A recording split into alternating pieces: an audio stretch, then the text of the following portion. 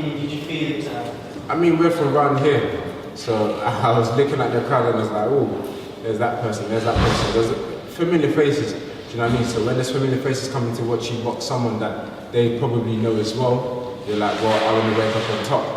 And that's what happened. And tomorrow night, God willing, tomorrow morning, so I'll wake up, I'll be aching, but I can say I got the win, which was the most important thing. Virgil, what did you make of Josh's performance tonight? I thought it was a good performance. There's a lot of things that we have to work on, but his grit, his determination, I think pulled through. But as a trainer, you're never satisfied. That's my job, not to be satisfied, otherwise he wouldn't get better. So as soon as he gets back to the States, the fight did show me what we need to work on. I think maybe the fight is so away from the title. We want him to be complete when he goes for that title, not just because he's in a position to fight for one, but you just want him to be complete. And he's not far away. I think the body work was exceptional tonight. I had a few people come up to me and say they never saw him work to the body like that. That's what we've been working on. As you know, I teach body shots. And but there's some things we have to work on. But overall, we got the win, and I'm proud of his determination and his grit. Congratulations. All the scenario of possible future opponents, which Eddie runs through like a little shopping list, which would be your absolute preference for your next fight? Whichever one's got the belt, I have no preference. You know, what we heard my coach here say, maybe a fight away or just to keep learning, because you want to be as complete as you can be when you fight for it. But for me, I hear what Eddie says, I hear what my coach says. I have no preference, just whatever is next is for me to go away prepared to make sure that when the lights are shining like that, you come out on top. Eddie, how did you score the fight? Well done, coach. Good to see you again. Nice to seeing you. Do you think you're ready for a Canelo or a Bivol? I can't honestly say that right now because being at the world title level, there's just some things I need to see. So I can't understand. But he will always be in the fight. Trust me, he's going to be there. So I'm not saying he would lose to Bivol or Canelo. I think he give Canelo fits at the top of his physicality. Would give Canelo fits and he would wear Canelo down. Bivol, there's some things I think that we should work on some more and make him just complete, give him an opportunity to win a belt and keep a belt, not just fight for the belt and go back down. Get a belt, win a belt and keep a belt. Well, Beterbiev a great fight as well. War. Why you want to have brain damage?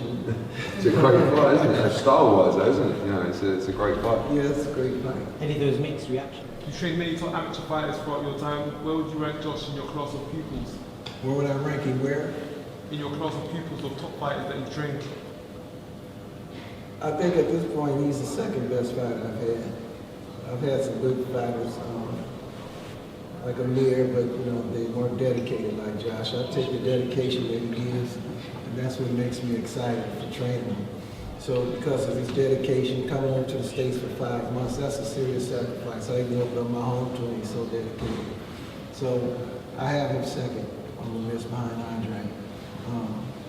Everybody else I train, good fighters, but you know, always issues. So there's no issues with him. Fighters have a lot of issues and I don't like him. He has no issues, he just has strict dedication and determination. He's a good kid, he's a solid man. And that speaks volumes for him. That's why I enjoy having him and I want the best for him. All right guys, one more because we do have to... Did you think you had Craig hurt at any stage in the contest until it was properly hurt? I did, and that's why I rated him, because I had him hurt, and in my head, I was like, you're hurt, bro. But he was like, nah, I'm not hurt. And it happened a few times, you know, and with certain opponents, when I had them the way I had Spider, I said, yep, this show's about to finish. But hats off to him, he's durable. Spider was hurt, but he found a way, he gritted his teeth, he stood up, he held himself together, so I respect him. So Josh, do you feel you did a better job against Craig than Bivol did? Because I don't really remember. For that fight, John, like I said in the other room, maybe I watched round 2, the next day I might watch round 9, round 8. I can't sit down and say to you I watched from round 1 to round 12. I didn't.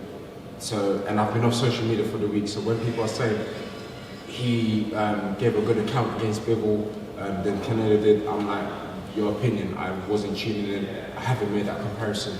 So yeah, I haven't seen it 1 to 12 to comment on it.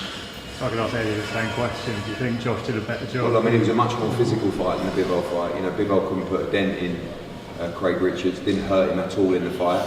But look, Bivol just beat Canelo Alvarez and boxed fantastically well. All those guys, that fight for me tonight was good enough to be for a world championship in terms of its quality, in all honesty. And I think, you know, both guys deserve a huge amount of respect. And on that note, it's 12:30. We've already been charged overtime at the O2 because everyone went points tonight. But ladies and gentlemen, what a great performance, Joshua Buatsi.